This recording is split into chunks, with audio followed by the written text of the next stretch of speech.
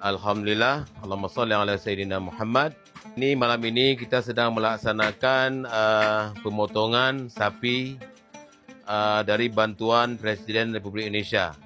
Dalam hal ini, saya atas nama Kepala Pemerintahan atau Bupati Kabupaten Aceh Besar bersama dengan seluruh masyarakat, khususnya masyarakat yang terdampak daripada banjir bandang kemarin, atas bantuan sapi untuk megang Hari Raya Aidul Fitri 1447 Hijriah.